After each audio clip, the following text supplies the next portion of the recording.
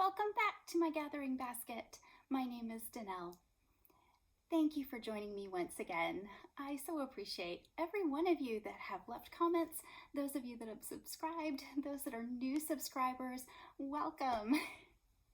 It's been fun to interact, to see people popping in and joining every once in a while. Thank you. I don't have a ton to show you today. It has just been too warm the last couple weeks to really dive in to all of my nitty stuff that I normally do. Garden has been hot and dry, which is such a weird change from the last few episodes when I had to report that the garden was underwater. So there has been some garden escapades, a little bit of knitting, mostly spinning and quilting. So what have I been spinning? Many of you that are spinners are taking part in Tour de Fleece. Now, I haven't actually joined Tour de Fleece this year officially, which is good because I've already missed way too many days to really be a serious contender. Those of you that are not familiar with Tour de Fleece, it's a spinning competition, sort of event, maybe is a better word than competition. There's no particular, everybody sets their own goals, but during the Tour de France, a lot of spinners will take that opportunity to spin while the bikers are riding. Every year, I think I'm going to do it.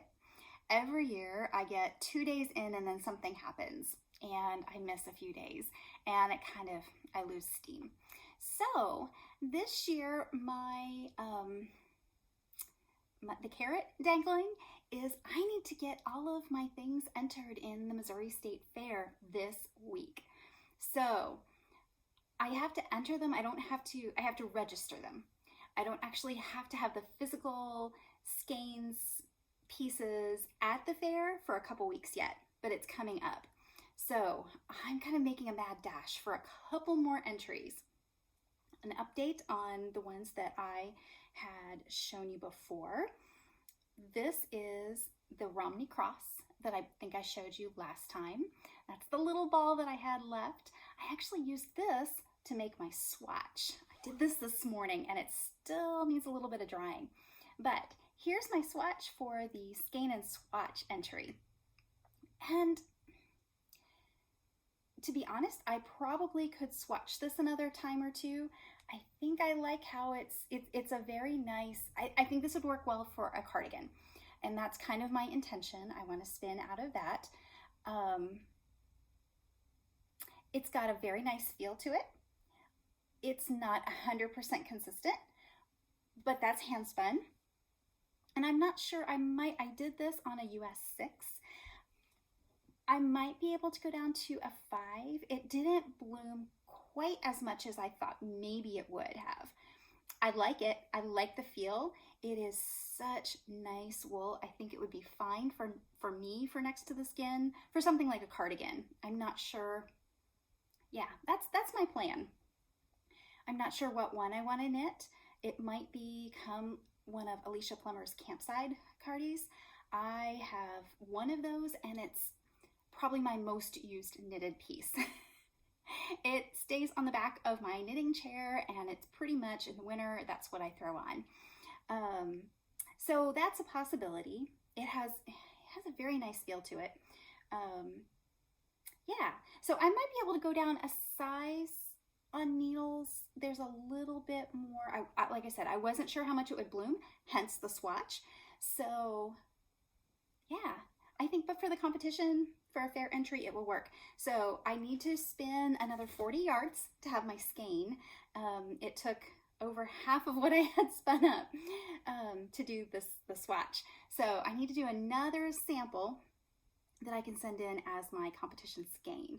So that's going to be, and this is the roving. And my goal, I don't know if I'll reach it.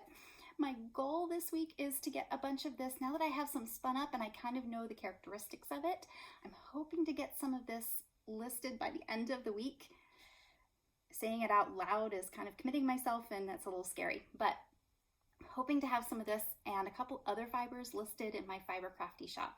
So if you are a spinner and you're interested in, I will have a couple different colors of Romney. I should have some of the llama, and I'm not sure what else I'll get in there. I've got some Corriedale that came back from the mill and some Suffolk, I believe.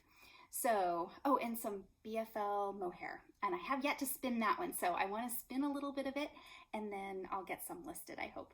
So if you follow me on Instagram, that's probably where I will post it, and I will put the link to my shop below. A couple of you said that you would like to know if I did go ahead and list some of this for sale. So that will be coming up.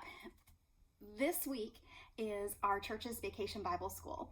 So this episode may be cut up into a couple small parts here because I have to leave to teach preschool Bible school here in just a little bit. So I feel a little bit scattered. Most of my crafting this last week or two has been pool noodles and other Bible school crafts more than with the yarn.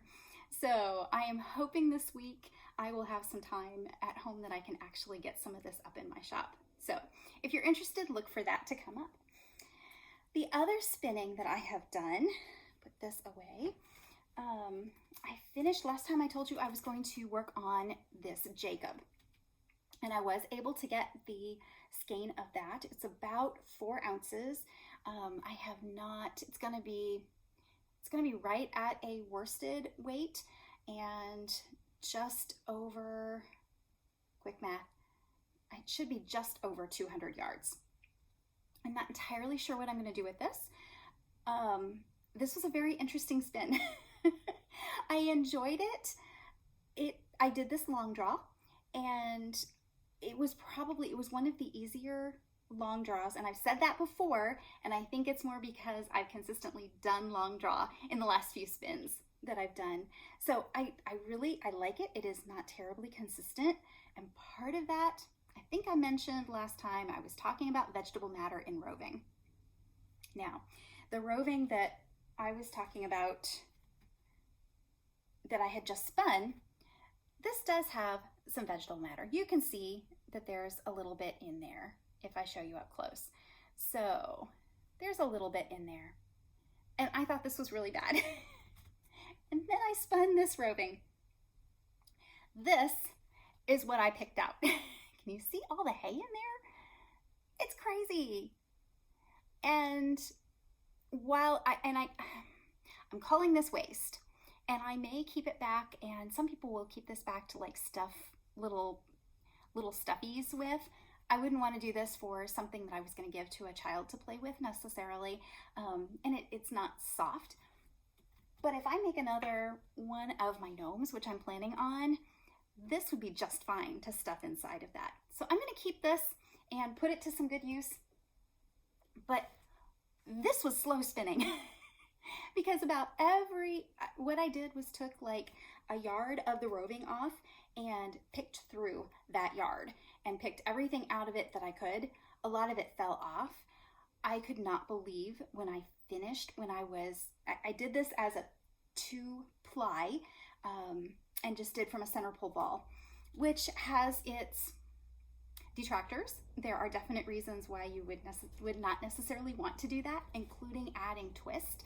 So what I did, I knew I was going to do this as a 2-ply from a center pull.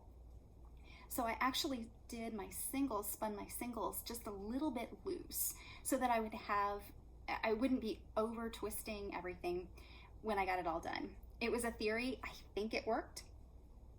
So, but even my pants now, when I shake it, there's stuff shaking out of it.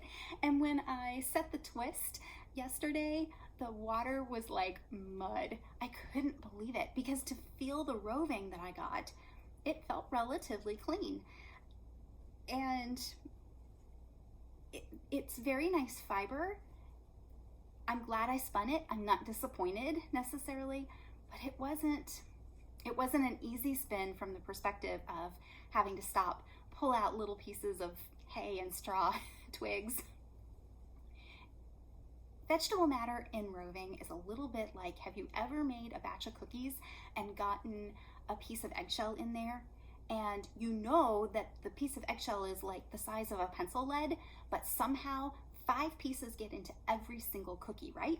And no matter, you can't take a bite of any cookie in the whole batch that doesn't have a little bit of crunch in it. Same with a single piece of straw or hay, a weed from the pasture. And sheep eat grass, and sometimes they're in some weeds, and they eat hay in feeders, large feeders, depending on how the shepherd is keeping them. Some are coated, a lot are not. So I don't fault this. I'm not trying to detract from it. I definitely want to spin Jacob again. I would probably be fine even buying from the same shepherd again. This was one of the shepherds that was listed in the Shave 'em to Save 'em listings. I actually have another bump of an oatmeal colored Jacob from the same person. It doesn't have near the vegetable matter in it, at least as far as I can tell right now. I haven't started spinning it yet. I'm going to spin that very similar as far as the size of the yarn. I want to use the same techniques. I would really like to be able to do some color work with it. I think it would make some really neat hats, maybe some mittens, gloves, probably mittens. So yeah, good spin, challenging spin, kind of, yeah, I'm not sure how I feel about that. In the long run, I'm glad I did it. It's nice wool. This was the first time I had ever spun Jacob. So I'm very glad to have that done. I think I'm ready to move on to something. Well, I need to do another sample of this because I want to make sure that I have that in time for the fair. But I think after doing all of the natural colored like that and this natural colored, I may try to do that oatmeal next, just so I don't forget how I did this, kind of that muscle memory. But then I think I'm ready to move on to a colored roving. So I'm not sure which one I'll do. Stay tuned. So that I think is my spinning. And then for knitting, I don't even have anything to show you other than this swatch. That is pretty much it. I think I've managed to turn a heel in one sock and get a few rows down the foot, and I'm halfway through the heel turn on another sock. That's it. I just have not touched my knitting. I'm not sure I've gone 2 weeks with that little bit of output in years. So I don't know what's going on with that. I think there's just been too many. Getting ready for Bible school, the other day, I came home from work and Mom said, hey, guess what? We get to freeze corn tomorrow.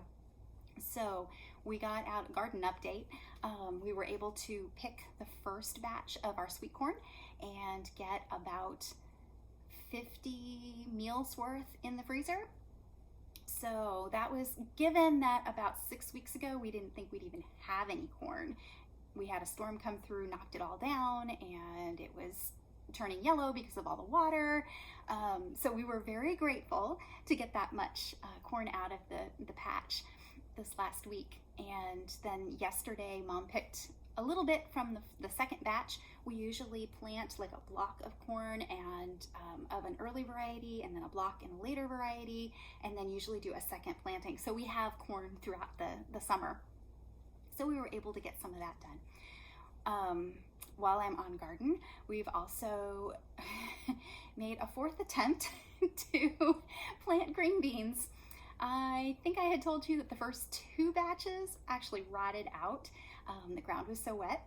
And then we planted a third, and the green beans were about this tall, and a stray dog came to visit and really liked our garden, and it was very muddy because we'd had another 3.5 inches of rain, and he trotted his way down the garden right down the green bean row. I don't know if he considered that green row to be like the middle stripe of the road, but I mean, he just put his paw prints, and it was so muddy that his paws went down in the ground about this far.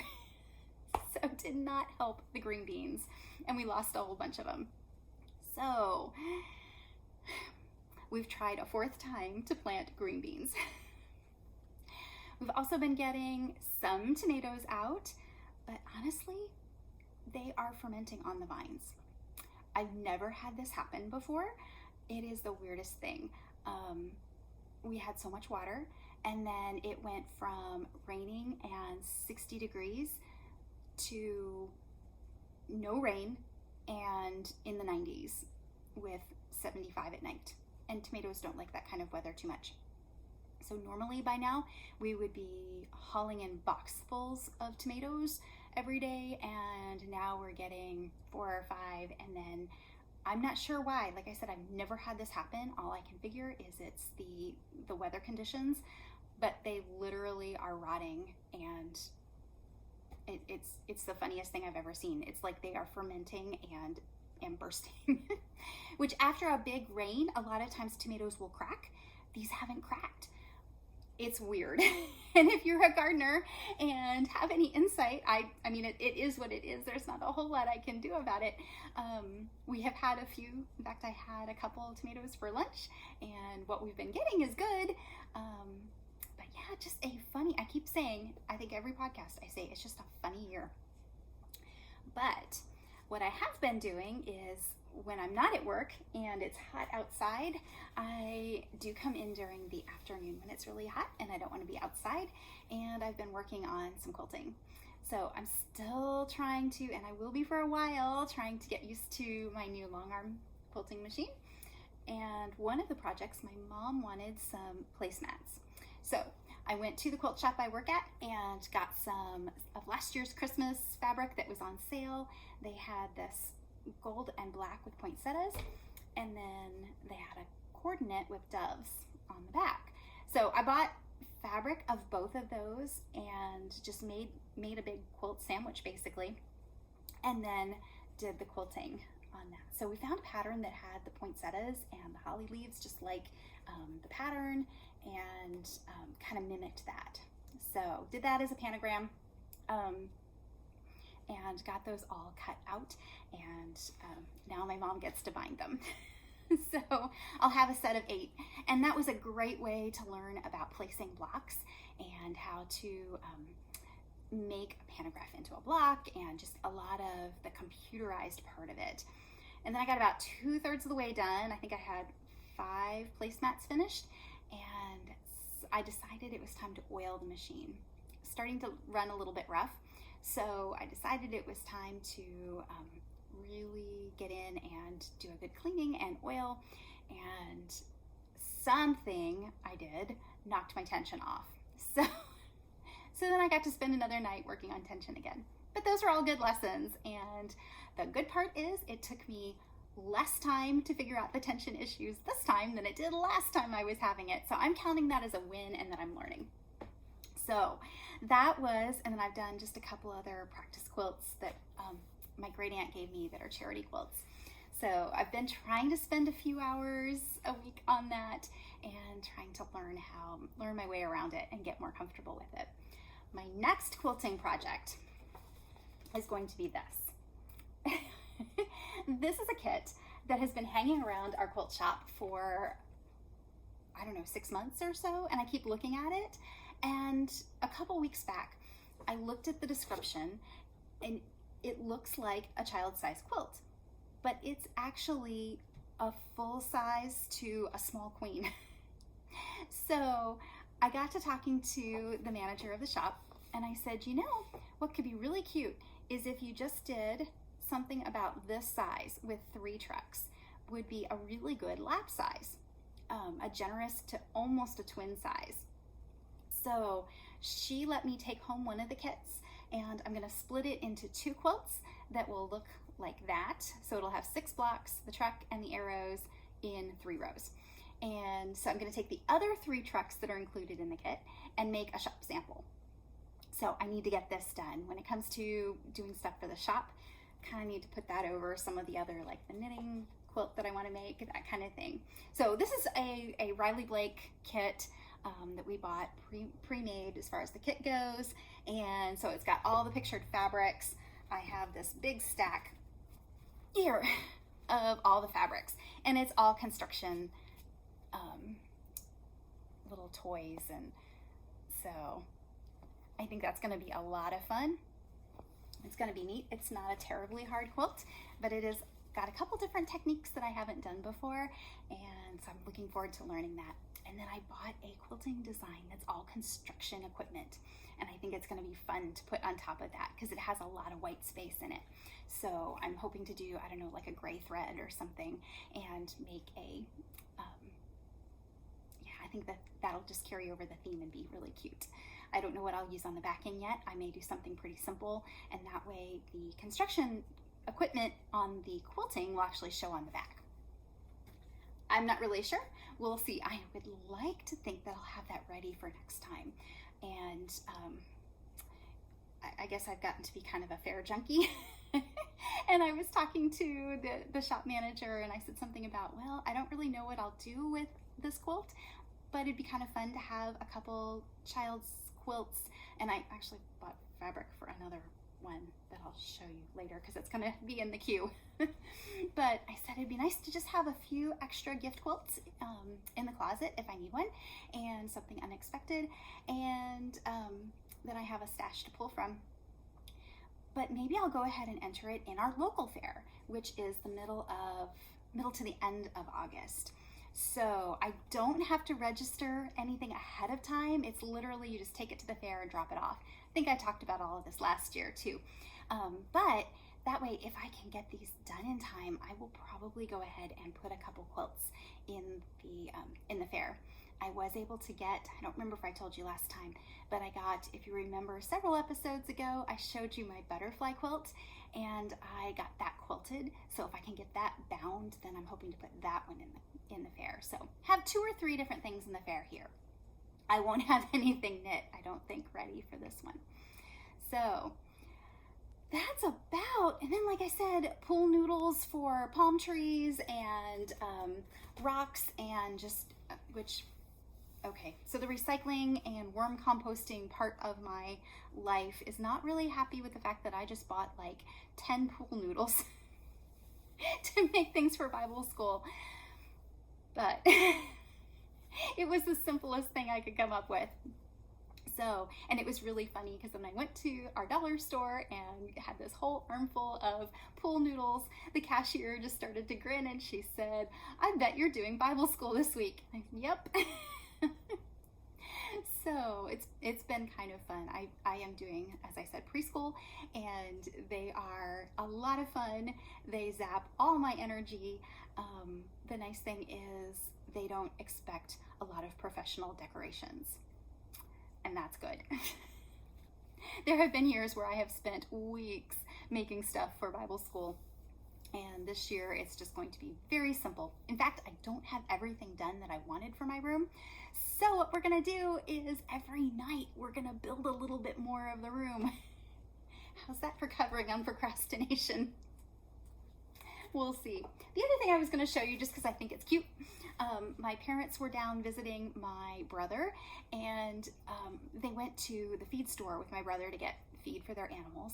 And my dad and my brother found me a new mug. Introverted, but willing to discuss chickens. Very much true. Chickens are doing well. We have a broody hen that refuses to quit brooding. I'm really starting to get concerned.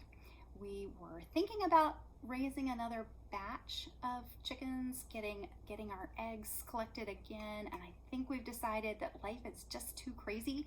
We didn't want to add another thing to our plate. We will be hosting freezer camp at our house this next week. Because of Bible school, I pretty much took most of the week off from my job, and so I will be home in the mornings, which I'm not usually, and I can help my mom.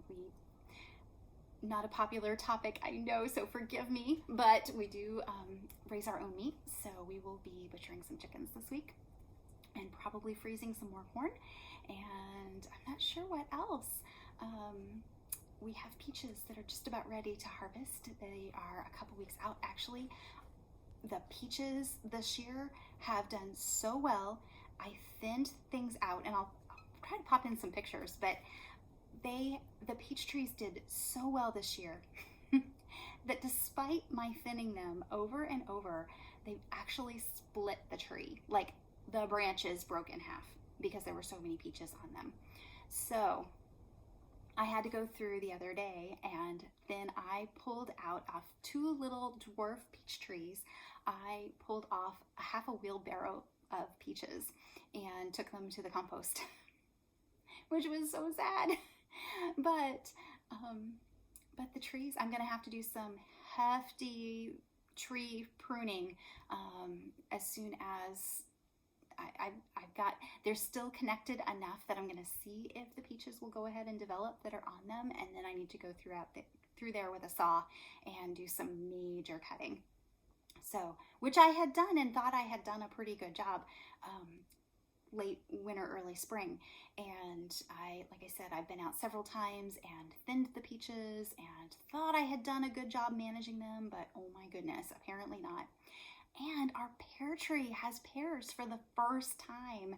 I think I planted that 4 or 5 years ago, and this is the first year we've had any pears, and they're actually looking good. So fingers crossed I get a little bit of a harvest there.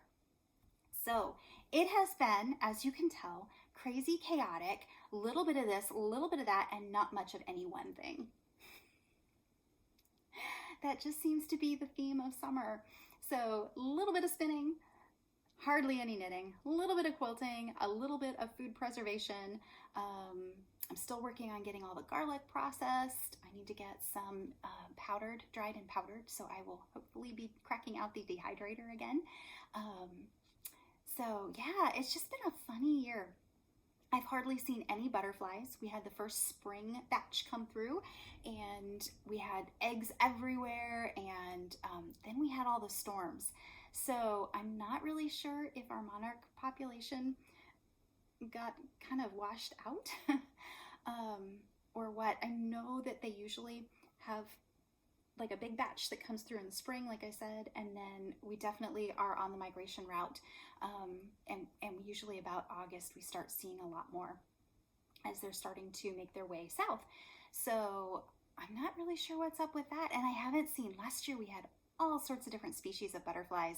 If you were with me last summer, you probably got bored of me talking about butterflies all the time. I haven't seen any of the other varieties basically. So like I said, it's just been weird. So I have started a couple things. I guess I did say, or should have said, I did start a couple things.